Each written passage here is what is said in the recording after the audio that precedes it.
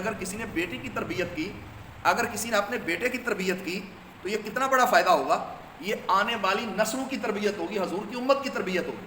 تو اس لیے اپنی اولاد کی دینی اعتبار سے تربیت کرنا یہ آپ پر لازم ہے، والد پر لازم ہے، اور اس کی پوری ایک ترتیب ہے۔ پر یہاں چونکہ ہم حقوق زوجین کا ذکر کر رہے ہیں، اس حوالے سے ہی چند باتیں عرض کی جائیں گی۔ ام المؤمنین حضرت عائشہ صدیقہ طیبہ طاہرہ رضی اللہ تعالی عنہا سے روایت ہے، رسول اللہ صلی اللہ علیہ وسلم نے فرمایا، عورت پر سب آدمیوں سے زیادہ حق اس کے شوہر کا ہے، اور مرد پر اس کی ماں کا۔ عورت پر سب سے زیادہ حق کس کا ہے؟ شوہر کا، اور مرد پر سب سے زیادہ حق اس کی ماں کا۔ اب دیکھ لیں کہ عورت کا سب سے پہلے حق کیا ہے کہ شوہر کی جو خدمت ہے، جو اس کا شرعی حکم ہے اس کے مطابق خدمت کرے، اور باپ کا یا والد کا یا بچے کا یہ حق ہے کہ وہ اپنی ماں کے ساتھ اچھا برتاؤ کرے۔ دوسری حدیث پاک میں نبی کریم علیہ السلام نے فرمایا، حضرت بریدہ رضی اللہ تعالی عنہم سے روایت ہے، نے فرمایا اگر میں کسی شخص کو کسی مخلوق کے لیے سجدہ کرنے کا حکم دیتا، یعنی سرکار نے یہ بیان فرمایا کہ اگر کسی مخلوق کو کے لیے سجدہ کرنے کا حکم دیتا تو عورت کو حکم دیتا کہ وہ اپنے شوہر کو سجدہ کرے۔ یعنی سجدہ کرنا، سجدہ تعظیمی جو ہے، اس کے بارے میں ضمناً بات آئی ہے، یہ بھی سن لیں۔ پہلی امتوں کے اندر سجدہ تعظیمی یعنی عزت یا تعظیم، کسی کی توقیر کے لیے جو سجدہ کیا جاتا ہے، پہلی امتوں میں یہ جائز تھا، لیکن نبی کریم رؤوف الرحیم صلی اللہ علیہ وسلم کی امت میں یہ ناجائز ہے، حرام ہے۔ تعظیمی سجدہ، مثال کے طور پر کوئی قبر ہے اس کو تعظیمی سجدہ کرتا ہے، اس کا کوئی پیر ہے اس کو تعظیمی سجدہ کرتا ہے، یا اس کا باپ ہے اس کو تعظیمی سجدہ کرتا ہے، یا اس کا کوئی استاد ہے اس کو تعظیمی سجدہ کرتا ہے، یا اور کئی ایسے مقامات ہیں جہاں پہ تعظیم کے طور پر اس کو جھکتا ہے، سجدہ کرتا ہے، تو یہ شرعی طور پر یہ کیا ہے؟ حرام ہے، یہ جہنم میں لے جانے والا کام ہے۔ کئی جوہلا آپ نے دیکھے ہیں قبروں پر جا کر، مزارات پہ جا کے، یا اپنے پیروں کے سامنے ایسے وہ جھک کر جو ہے نا وہ سجدہ کر رہے ہوتے ہیں۔ اب اس کی وجہ سے کئی ایسے لوگ کہ جو موقع تلاش کرتے ہیں تو وہ پھر اس پہ ایلو کال کرتے ہیں، تشنیع کرتے ہیں، حالانکہ ایسا کرنا درست نہیں ہے، شریعت اس کی کوئی اجازت نہیں دیتی، نہ علماء حق اہل سنت و جماعت اس کی اجازت دیتے ہیں، نہ اولیاء کرام کی تعلیم ہے۔ سجدہ تو اللہ کی ذات کے لیے، تعظیمی سجدہ بھی پہلی امتوں کے لیے تھا، اور سرکار نے فرما دیا کہ اگر کسی کے لیے سجدہ تعظیمی کرنا حلال ہوتا تو میں سب سے پہلے عورت کو حکم دیتا کہ اپنے شوہر کو سجدہ کریں۔ تو جب اس کا حکم نہیں دیا تو اس سے کیا پتہ چلا؟ باقی کی کیا ہو گئی؟ نفی ہو گئی۔ یہ تھا سجدہ تعظیمی۔ ایک ہے سجدہ عبادت۔ وہ سجدہ عبادت اگر کسی کو عبادت سمجھ کر یا کسی کو معاذ اللہ اس کی عبادت کے طور پر سجدہ کیا جائے گا تو اس کو شرک کہتے ہیں۔ اس کو کیا کہتے ہیں؟ شرک کہتے ہیں۔ اور شرک وہ ظلم عظیم ہے کہ جس کی بخشش نہیں ہے جب تک اسے توبہ نہ کرے۔ اس لیے اللہ ہم سب کو سجدہ تعظیمی، یقیناً آپ اہل شعور ہیں، آپ سمجھتے ہیں کہ سجدہ کسی کے لیے جائز نہیں ہے، نہ قبر کے میں جا کے سجدہ کرنا ہے، نہ کسی پیر کو سجدہ کرنا ہے، نہ کسی بڑے کو سجدہ کرنا ہے۔ سجدہ کرنا صرف اللہ تعالیٰ کی ذات کے لیے ہے، تو اگر عبادت سمجھ کے کرے گا تو پھر وہ کافر ہو جائے گا، اور تعظیم کے لیے کرے گا تو وہ کرنا حرام ہے۔ ایک اور حدیث پاک نبی کریم رؤوف الرحیم صلی اللہ علیہ وسلم نے فرمایا، صحیحین کے اندر یہ حدیث ہے، یعنی بخاری مسلم کے اندر، صحیحین سے مراد جب لکھا ہو تو اسے مراد ہوتا ہے بخاری شریف اور مسلم شریف۔ یہ حدیث کی 2 کتابیں ہیں، اس کے علاوہ سیاستہ بھی کہا جاتا ہے، 6 کتابیں ہیں، یعنی احادیث کی 6 کتابیں ہیں جو زیادہ معروف ہیں، اور اس میں احادیث مبارکہ یعنی سرکار کے فرمودات جمع کیے گئے ہیں، لیکن ان 6 حدیثوں کتابوں میں سے 2 کتابیں بخاری شریف اور مسلم شریف یہ زیادہ اہمیت رکھتی ہیں، ان کی شرائط کے اعتبار سے وہ بڑی لمبی طویل ہے۔ بہرحال صحیح ہے، اگر کوئی لفظ آئے تو اس میں یوں سمجھو حدیث کے اندر اسے مراد بخاری شریف اور مسلم شریف ہوتی ہے۔ یہ بھی ایک اصطلاح تھی، اس لیے آپ کی خدمت میں عرض کی۔ تو کہتے ہیں بخاری شریف اور مسلم شریف کے اندر حضرت ابو ہریرہ رضی اللہ تعالیٰ سے مروی ہے، رسول اللہ صلی اللہ علیہ وسلم فرماتے ہیں، شوہر نے عورت کو بلایا، اس نے انکار کر دیا، اور غصہ میں اس نے رات گزاری تو صبح تک اس عورت پر فرشتے لعنت بھیجتے رہتے ہیں۔ اور دوسری روایت میں ہے کہ جب تک شوہر اس سے راضی نہ ہو اس عورت سے اللہ تعالیٰ ناراض رہتا ہے۔ آپ تصور کریں کہ وہ عورتیں کہ جو اپنے شوہر کا کہنا نہیں مانتی، اس کی خواہشات کو پورا نہیں کرتی، اس کی اطاعت و فرما برداری نہیں کرتی، ان پر کتنا اللہ کا عذاب ہے۔ اور کئی گھروں کے اندر یہ دیکھا ہے کہ عرصہ دراز تک جو ہے نا وہ عورتیں ایسی اکھڑ مزاج ہوتی ہیں وہ شوہر کی بات مانتی نہیں ہیں، اپنی وہ من مرضیاں کرتی ہیں، تو ہمیں یہ درس دینا چاہیے۔ بلکہ پچھلے جمعۃ المبارک میں سیدہ خدیجہ الکبریٰ کی شخصیت کے حوالے سے بات ہوئی نا، تو کئی نوجوانوں نے کہا یار بہت اچھا بیان ہوا ہے آج، کہ کم از کم خواتین کے حوالے سے، یعنی کہ ان کی تربیت، اور یقین جانے میں نمازی ہوں نا، میں قرآن پڑھنے والا ہوں، میں ساری عبادت کر کے جاؤں، گھر میں جا کر سسٹم خراب ہوا اور وہ بد مزاج سسٹم ہو، تو ہمیں کوئی روحانیت نہیں ملے گی۔ اور اگر ہم تھکے ماندے سارا دن کے گھر جائیں اور عورت اچھے طریقے سے استقبال کرے، خدمت کرنے والی ہو، تو سارے دن کی تھکاوٹ بندے کی اتر جاتی ہے۔ اس لیے یہ تربیت کرنا باپ پر بھی ہے، بھائی پر بھی ہے، اور شوہر پر بھی ہے۔ ایک اور حدیث پاک نبی کریم علیہ السلام نے فرمایا، جب عورت اپنے شوہر کو دنیا میں ایذا دیتی ہے، جو عورت اپنے شوہر کو دنیا میں تکلیف دیتی ہے، تو کیا ہوتا ہے؟ حور عین، یعنی حور عین کہتی ہیں خدا تجھے قتل کرے، اسے ایذا نہ دے، یہ تو تیرے پاس مہمان ہے، ان قریب تو اس سے جدا ہو کر ہمارے پاس آئے گا۔ سبحان اللہ۔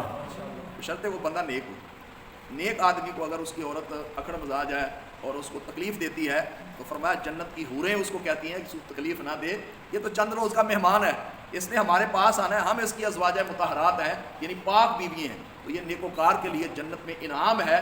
اگر دنیا کے اندر کوئی تکلیف عورت سے پہنچی ہے اور بندہ اس پہ صبر کرتا ہے، تو جنت میں اللہ تعالیٰ جب اس کا صلہ عطا فرمائے گا، اس کو دنیا کی ساری تکلیفیں بھول جائے گی۔ اس کا یہ مطلب نہیں ہے کہ عورت اپنی بیوی اپنے شوہر کو تکلیف دینا شروع کر دے تاکہ بندے کو یہ فضیلت ملے، یہ منع فرمایا گیا اس سے۔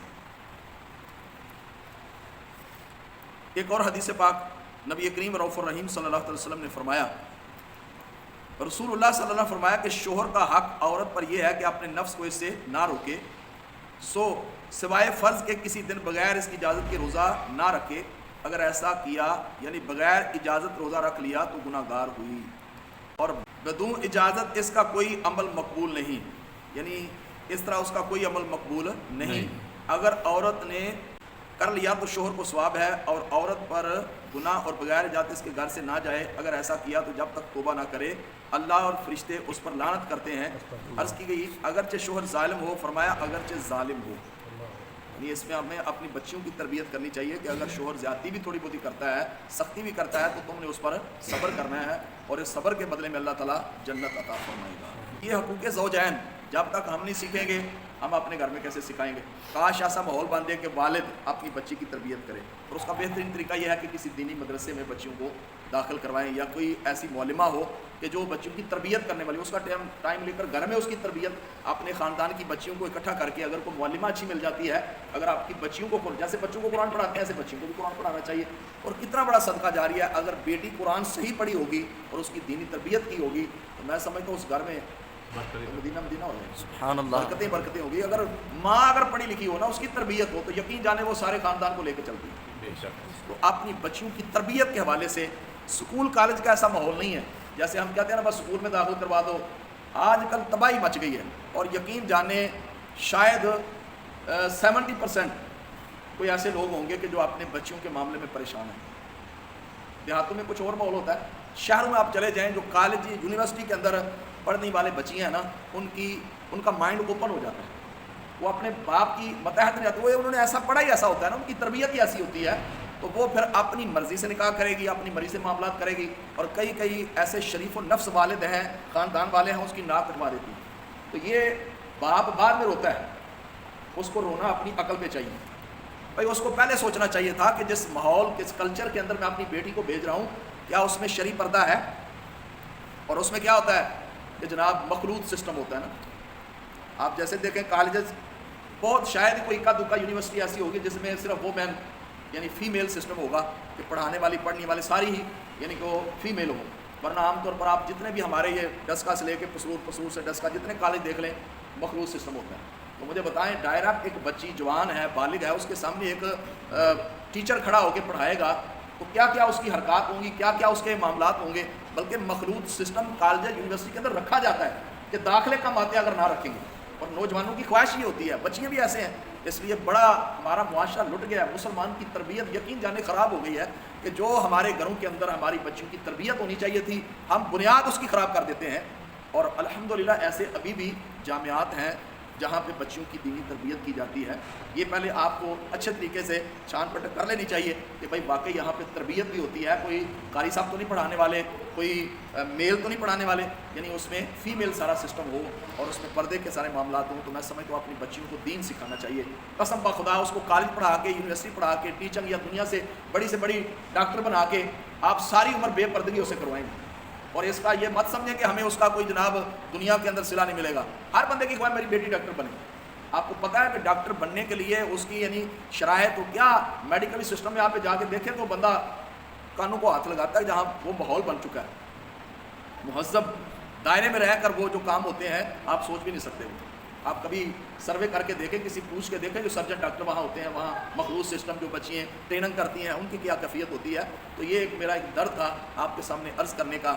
سب سے بنیاد ہے والد. سب سے بنیاد کون ہے؟ والد. بچی جب پیدا ہو اس وقت سے لے کے اس کی تربیت شروع کریں.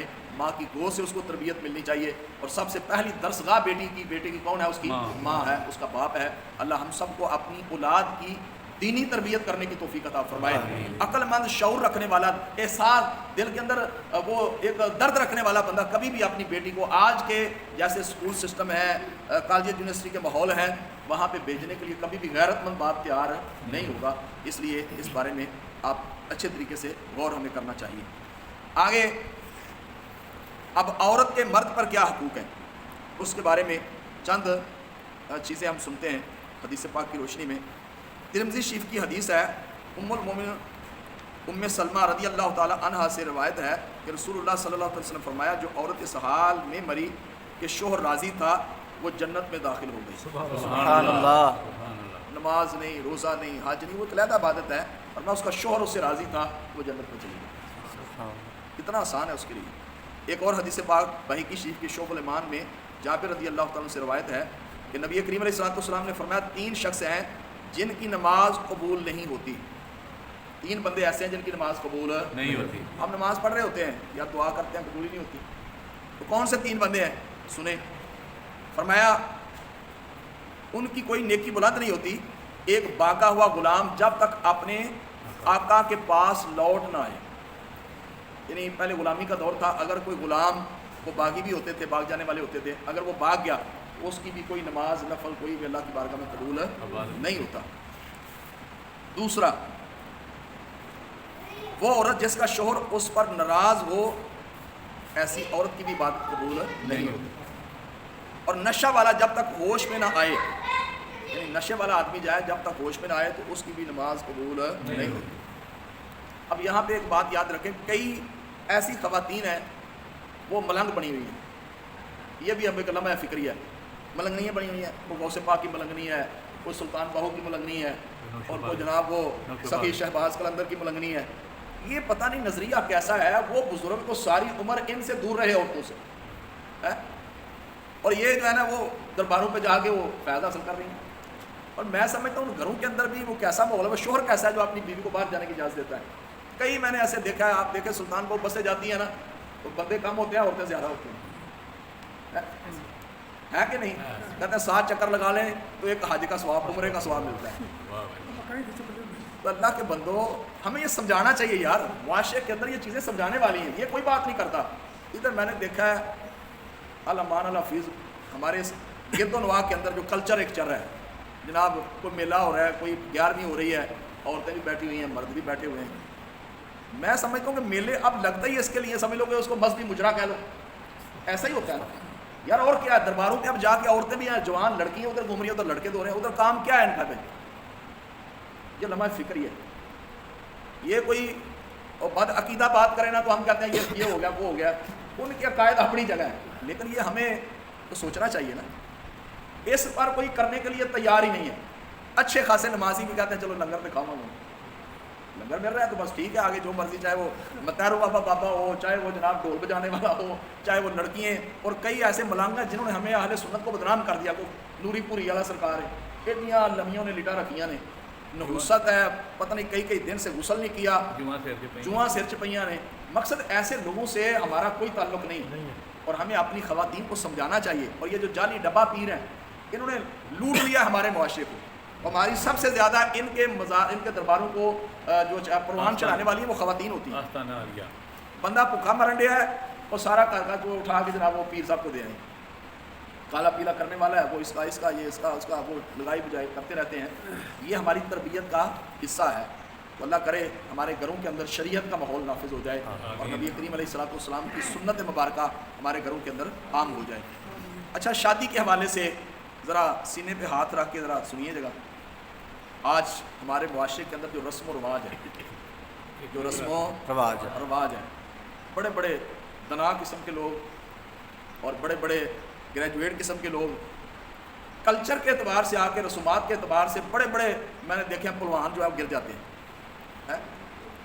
آپ دیکھو شادی کے موقع پر جو رسم و رواج ہے، آپ اس کو اسلامی کلچر کے ساتھ اٹیچ کر کے دیکھیں تو آپ کو نکاح کے علاوہ، نکاح کرنا ایک سنت ہے، اس نکاح کے علاوہ منگنی سے لے کر انگیجمنٹ سے لے کر اس کی شادی تک، تزویج تک، جو ہمارا ایک طوفان بدتمیزی ہوتا ہے، آپ اگر اس کو شریعت کی سکرین کے اندر ڈالیں گے نا تو آپ کو کہیں کفریہ کلمات ملیں گے، کہیں آپ کو گناہ کبیرہ ملیں گے، کہیں بدنگاہی۔ یہ بدنگاہی تو عام ہے، سب سے بنیادی چیز یہ ہے ہمارے معاشرے کو برباد کرنے کے اندر اس میں شوہروں کا بھی ہاتھ ہے اور خواتین کا ہاتھ ہے۔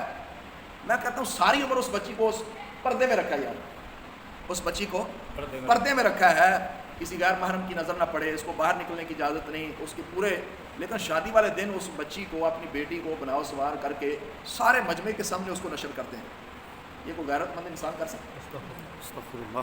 میں اپنے بزرگوں کو جانتا، میرے دادا جی تھے تو کتنی خواتین ان کی عزت کرتی تھی۔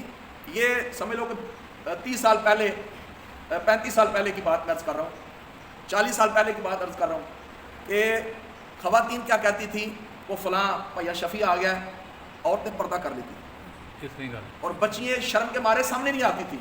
لیکن آج آپ دیکھ لیں کہ ماحول کیا ہے، نہ باپ کی عزت ہے، نہ بھائی کی عزت ہے، نہ کسی کی شرم ہے، نہ بلکہ خواہش کرتے ہیں۔ اور میں نے شوہروں کو دیکھا اتنے عقل مند جو ہیں، اپنی بیگم کو بناؤ سوار کر کے شادی کے اوپر لے جائیں گے اور فخر کرتے ہیں کہ میری بیوی نے یا فلاں بیوٹی پارلر سے جناب کیا ہے۔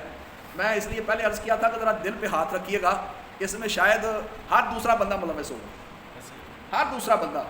یار کیا اس شادی میں کیا برکت ہوگی، زوجین کے اندر کیا الفت ہوگی یار۔ اور میں نے دیکھا ہے کہ اس وقت جو مووی بنا رہے ہوتے ہیں، میرے بچوں کا ماموں تھا، اس نے میں نے چھڑوا دیا، کیا کر، اس کا یہی کام تھا، مووی مکسنگ سسٹم تھا، آپ یہ سے لیٹر ہو، یعنی وہ جو وہ کرتے ہیں نا، یقین جانے کو غیرت مند باپ کبھی اس کو دیکھ نہیں سکتا۔ علیحدگی میں کبھی سوچئے گا اس پہ کہ آپ کے گھر کی کوئی خاتون بے پردہ دار نہیں رہی، اور جب مووی بن کے کسی مووی مکسر کے پاس جائے گی، وہ کیا کیا کرتا ہے، وہ کیا کیا اس میں وہ پوسٹ ڈالتا ہے، کیا سسٹم کرتا ہے، اسلام اس کی اجازت دیتے ہیں؟ اور اس پہ بات کریں تو کہتے ہیں مولوی یار ان کو کیا پتہ ہے کہ ترقی کیا ہوتی ہے۔ سیدہ فاطمہ الزہرا رضوان اللہ تعالیٰ علیہ مجمعین سرکار کی شہزادی، وہ ہمیشہ پریشان رہتی تھی۔ آپ سے پوچھا گیا کہ کیا وجہ ہے، فرمایا دنیا میں تو میرے مصطفیٰ کریم کی شہزادی وہ ہیں کہ جن کو دیکھ کے، ان کے پردے کو دیکھ کے سورج کی روشنی مان پڑ جاتی ہے۔ اور فرمایا محشر کے میدان کے اندر نبی کریم رؤوف الرحیم صلی اللہ علیہ وسلم کی بیٹی جب جنت میں جائیں گی نا، تو حوروں کے جرمٹ کے اندر اعلان کیا جائے گا محشر کے میدان کے اندر، اہل محشر اپنی نگاہوں کو جھکاؤ کہ میرے مصطفیٰ کی بیٹی جو ہے وہ جنت میں جا رہی ہے۔ سبحان اللہ۔ تو فاطمہ الزہرا کی سیرت کون سکھائے گا یار؟ سیدہ فاطمہ الزہرا رضی اللہ تعالیٰ عنہ بڑی پریشان رہتی تھی، پر میں دنیا میں تو میرے کے سامنے میں ظاہر نہیں ہوئی، تو جب میں دنیا سے جاؤں گی اس وقت چونکہ میں تو نہیں دیکھ رہی ہوں گی، تو بڑی پریشان تھی، چونکہ چارپائی پہ بھی عورت کو رکھا ہو تو اس میں بھی جب تک پردہ نہ کیا جائے جسم نمایاں ہوتا ہے۔ تو پھر حبشہ کی ایک خاتون تھی، انہوں نے عرض کیا کہ حبشہ کے اندر یہ طریقہ کار ہوتا ہے کہ وہاں وہ جب عورت فوت ہوتی ہے تو وہاں وہ کھجور کی ٹہنی اس پہ لگا کے چادر ڈالی جاتی ہے، تو فرماتی ہیں پھر آپ کے بارے میں ملتا ہے کہ آپ مطمئن ہوئیں اور آپ نے وصیت کی ہے۔ یار سرکار علیہ الصلوۃ والسلام کی اس سنت کو زندہ نہیں کریں گے؟ آج مام حسنین، مام حسن، مام حسین کو آج کربلا کے اندر شہید ہوتے دیکھتے ہیں۔ مام حسن کی آج مام حسن رضی اللہ تعالیٰ کا یوم ولادت، آپ کو مبارک ہو 15واں رمضان میں۔ ایک دو حدیث ان کی سیرت کے حوالے سے بھی عرض کرتا ہوں۔ تو یعنی آج مام حسن، مام حسین کی تربیت کس نے کی ہے؟ سیدہ فاطمہ الزہرا۔ کیسی تربیت کی ہے، وہ کیسا پاک گھرانہ تھا، کیسے مبارک گھرانے تھے۔ اگر ہم چاہتے ہیں حضور کے سچے عاشق بن جائیں تو پھر میرے کریم آقا علیہ الصلوۃ والسلام کی جو سیرت صورت ہے، جو سرکار کی تربیت اپنی بیٹی کے بارے میں جو ہمیں سیدہ فاطمہ الزہرا رضوان اللہ تعالیٰ اجمعین، سیدہ عائشہ صدیقہ سرکار کے ازواج پاک، یہاں تک ایک دفعہ نا سرکار کی زوجہ محترمہ تو تشریف فرما تھی، تو ایک نبینہ صحابی ہے، ایک نبینہ صاحب، کئی بندوں کا یہ ذہن ہوتا ہے نا کہ دل کا پردہ ہے، اس طرح کے بندے بھی بڑے ہیں، اور پردہ تو دل کا ہوتا ہے یار، نماز بھی دل دی، وہ تو ایک اور بات ہے نا، وہ دل کا پردہ ہونا چاہیے جی، آنکھوں کا کیا پردہ ہے؟ تو سرکار علیہ الصلوۃ والسلام کی بارگاہ میں ایک نبینہ صحابی آئے، عبداللہ بن ام مکتوم، وہ حاضر ہوئے، تو سرکار کی ازواج پاک بیٹھی ہوئی تھی، تو سرکار علیہ الصلوۃ والسلام نے ان کو پردے کا حکم دیا۔ سرکار کی ازواج پاک جو امت کی روحانی مائیں ہیں، ان کو پردے کا حکم دیا۔ عرض کرنے کی یا رسول اللہ یہ تو نبینہ ہے، انہوں نے ہمیں کہاں دیکھنا ہے؟ تو سرکار علیہ الصلوۃ والسلام نے فرمایا یہ تو نبینہ ہے، تم تو نبینہ نہیں ہونا۔ آپ دیکھیں کہ نبینہ صحابی ہیں، فرمایا تم تو نبینی نہیں ہو نا، یہ امت کو تعلیم دینی تھی، وہاں تو تصور بھی نہیں کیا جا سکتا نا، وہ سرکار نے امت کو تعلیم دینی تھی کہ دل کا پردہ کوئی نہیں ہوتا، پہلے نگاہیں جھکتی ہیں، اور یہ نگاہ سب سے پہلے زنا کرتی ہے، سب سے پہلے زنا کیا کرتی ہے؟ نگاہ کرتی ہے، اور جب نگاہ بدکاری کرتی ہے، بدنگاہی کرتی ہے، تو پھر کیا ہوتا ہے کہ دل کے اندر اس کا خیال پیدا ہوتا ہے، اور پھر شرمگاہ اس کی تصدیق کرتی ہے۔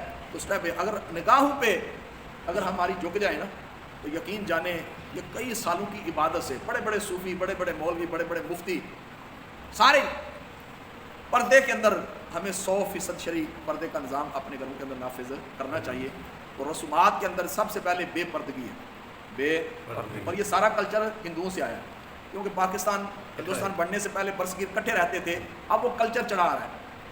بھائی اولیاء کا کلچر ڈھولکی بجانا تو نہیں ہے نا، یا اس طرح کا یعنی مخلوط سسٹم، یہ انگریز کا طریقہ ہے، بلکہ ان کا یہ ہندوؤں کا طریقہ ہے، اور ہمارے اندر کوئی رسم و رواج چلتی جا رہی ہے۔ نماز پڑھنا آسان ہے، رسم کو ختم کرنا مشکل ہے۔ اب برادری کی، گھر کی، خاندان کی کوئی رسم ختم کرے نا، آپ کو پتہ چلے گا۔ اس لیے اللہ تعالیٰ ہم سب کو اپنی بچیوں کی دینی تربیت کرنے کی توفیق عطا فرمائے، اور جب پہلے دن سے ہی بنیاد غلط ڈالیں گے تو پھر بچے ولی نہیں پیدا ہوں گے، پھر بچے ولی نہیں پیدا ہوں گے۔ آج ولایت تو قیامت تک جاری رہنی ہے نا، پر نبوت کا دروازہ بند ہے، ولایت کا دروازہ بند نہیں ہے۔ ولی آج بھی پیدا ہو سکتے ہیں، لیکن ایسی مائیں چاہیے جو بابا فرید الدین گنج شکر جیسی، جن کی مائیں پیر غوث پاک جیسی۔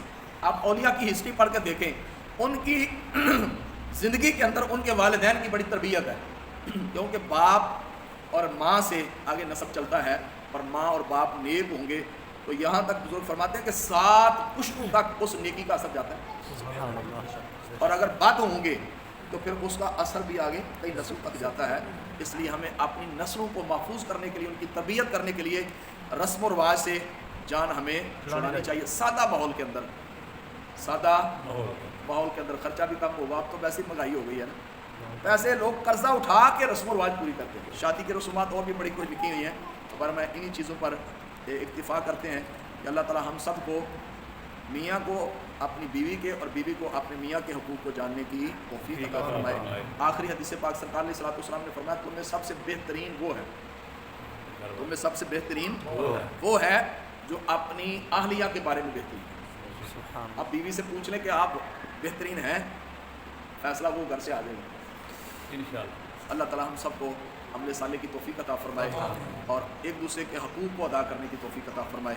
نماز پڑھ لینا بھی آسان ہے، اللہ نماز بھی بہت سارے لوگ نہیں پڑھتے، لیکن اپنے معاملات کو درست کرنا یہ بہت مشکل ہے۔ اللہ ہمیں اپنے معاملات کو درست کرنے کی توفیق عطا فرمائے۔